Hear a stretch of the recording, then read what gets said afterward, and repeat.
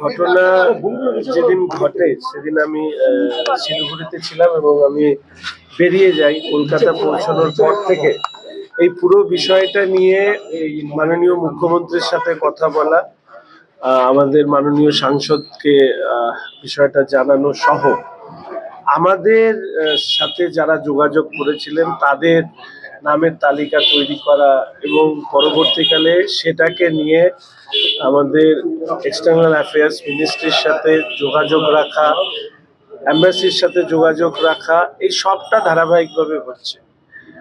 যেটা সমস্যার যে এই মুহূর্তে পুরো প্রশাসনটাই ত্রাণ বা যারা আটকে গেছেন তাদেরকে বের করানোর কাজে ব্যস্ত। ফলে স্বাভাবিকভাবেই নির্দিষ্ট কোনো তথ্য, আমি ইতিমধ্যেই আপনাদের সামনে হোম সেক্রেটারির সাথে কথা বললাম, এই মুহূর্তে আমাদের কাছে কোনো তথ্য ইন্ডিভিজুয়াল যাদের খোঁজ পাওয়া যাচ্ছে না তাদের কোনো তথ্য আমাদের হাতে আসেনি।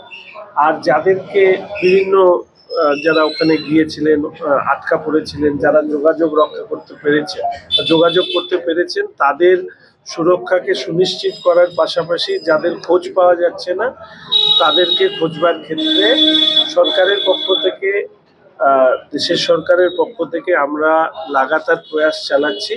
কোনো খবর পেলেই মাননীয় মুখ্যমন্ত্রীর পক্ষ থেকে বা আমার পক্ষ থেকে আপনাদের জানাবো।